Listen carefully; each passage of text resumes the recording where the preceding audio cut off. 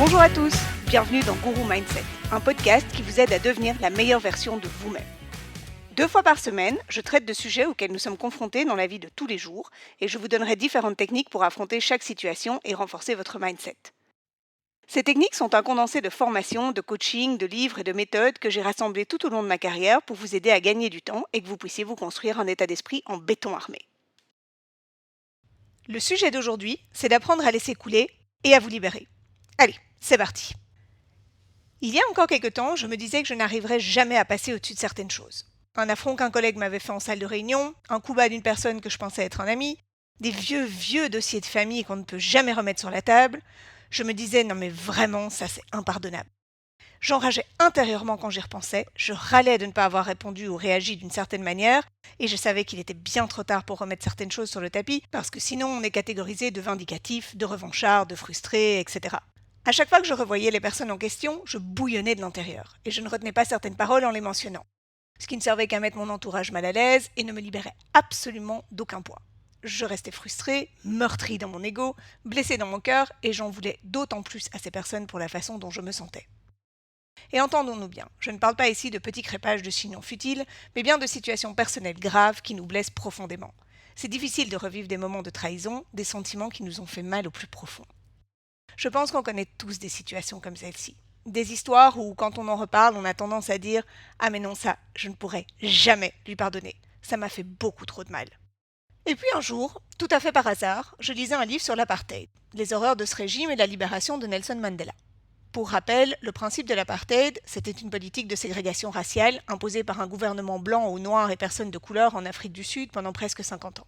Pendant toutes ces années, les populations de races différentes que les Blancs ont subi l'injustice la plus profonde et raciste. Et un des combattants les plus connus de la lutte anti-apartheid était Nelson Mandela. Il s'est battu jusqu'à être jeté en prison où il a passé 27 ans. 27 années à croupir dans une cellule, dans une prison, sur une île isolée, à savoir que son peuple, un pays entier, était injustement maltraité. 27 ans à être lui-même maltraité, accusé de terroriste, séparé de sa femme et sans voir ses enfants. Il avait droit à une aide par an, screenée par ses geôliers. Vous vous imaginez ce que c'est 27 ans de votre vie, isolé de tout le monde? À force de lutte dans le pays et de pression internationale, le gouvernement de l'apartheid a fini par libérer Mandela et comprendre que leur dictature était finie. La libération de Mandela était un symbole très fort, mais son premier discours à sa sortie de prison était évidemment très craint. En effet, les premiers mots qu'il allait prononcer à sa sortie de prison scelleraient le destin de l'Afrique du Sud. La paix et la reconstruction ou la vengeance et la guerre civile. Autant dire que pour un pays les plus riches d'Afrique et pour le sort de 50 millions d'habitants, la planète entière attendait ses premiers mots. Et vous savez ce qu'il a dit ? Je vous pardonne. Je vous pardonne. Après 27 ans de maltraitance personnelle, après que ce régime ait détruit sa vie personnelle, après 43 ans de traitement injuste envers tout un peuple, il a dit « Je vous pardonne ». Mieux, il le pensait. Son but était de reconstruire et il a compris qu'en se vengeant, il anéantirait bien plus, il détruirait bien plus. Il a compris qu'il voulait aller de l'avant plutôt que de se détruire dans la rancœur. Quand j'ai lu ça, je me suis dit « Waouh !» Et du coup, je me suis mise à réfléchir à tous ceux contre qui je nourrissais une rancœur personnelle. Et je me suis dit « Intéressant. Je ne dis pas que je vais le faire, après tout j'ai quand même mon ego, mais je vais juste essayer pour voir ce que ça fait. » J'ai pensé à la personne qui m'avait fait le plus de mal, qui avait détruit des personnes que j'aimais, qui avait fait des dégâts que je pensais irréparables. Je me suis dit, quitte à essayer, autant y aller fort. J'ai pensé à cette personne, et j'ai dit tout haut, « Je te pardonne. » Deuxième waouh. Une véritable libération. Cela ne veut pas dire que je l'ai appelé, que je lui ai dit ce que je ressentais, que je l'ai invité à manger. Non. Cela voulait juste dire, de mon côté, j'ai décidé de ne plus m'encombrer de ces sentiments violents.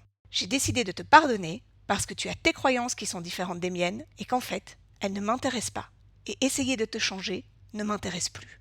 Si je veux, moi, aller de l'avant, il faut que je me libère de ton boulet et du coup, je préfère te pardonner et me libérer de ce poids. J'ai laissé tomber le fait d'essayer de faire justice, de convaincre tout le monde que j'avais raison. J'ai décidé de l'abandonner, là, sur le bord de la route, et de continuer mon chemin. Et je vous promets, c'est vraiment libérateur. Je vois encore cette personne, parce que je n'ai pas d'autre choix, mais je ne ressens plus aucun sentiment violent et c'est un véritable bonheur. Du coup, j'ai commencé à penser à d'autres personnes de moindre importance et à chaque fois, le rituel mental était le même. Je te pardonne. Et pouf, je pouvais passer à autre chose. Attention, comme je dis et je me répète, cela ne veut pas dire que j'accepte ce qu'ils m'ont fait, que j'excuse quoi que ce soit comme comportement violent ou physique ou verbal. Tout comme Mandela a instauré un tribunal pour punir les crimes de guerre et rendre à son pays ce qui lui revenait. Cela veut juste dire que j'ai décidé de ne plus m'encombrer de leur torture et que ma meilleure vengeance, c'était de continuer à aller super bien.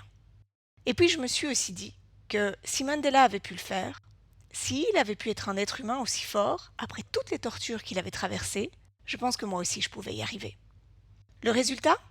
Maintenant, quand je vis encore ces affronts, ces tristes expériences sociales comme on en connaîtra tout au long de notre vie, je préfère regarder les gens avec empathie et pitié et me dire « Allez, je te pardonne mon petit.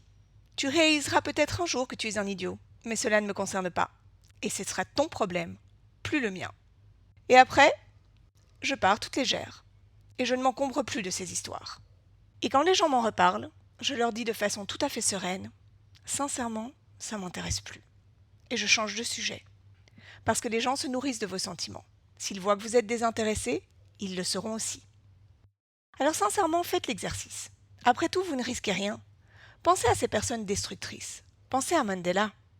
Et allez-y, dites-le tout haut. Je te pardonne. Je passe maintenant à autre chose. Souriez, ayez pitié de leurs conneries et abandonnez-les sur le bord de la route en continuant votre chemin. Je vous promets que ce sont des poids inutiles qui ne vous serviront à rien et que vous gagnez bien plus à les abandonner. J'espère que vous vous sentirez en tout cas aussi léger que moi. Voilà pour aujourd'hui. Dans le prochain épisode, on apprendra à assumer nos différentes personnalités et être hyper heureux avec nos imperfections. Vous allez voir, vous n'aurez jamais été aussi fier de vos défauts. Merci d'avoir écouté Guru Mindset. Si vous avez besoin de moi ou que vous avez des questions, n'hésitez surtout pas à m'écrire sur julie@guru-mindset.com. À très vite et surtout, aujourd'hui, n'oubliez pas de faire quelque chose qui vous fait plaisir. Bye!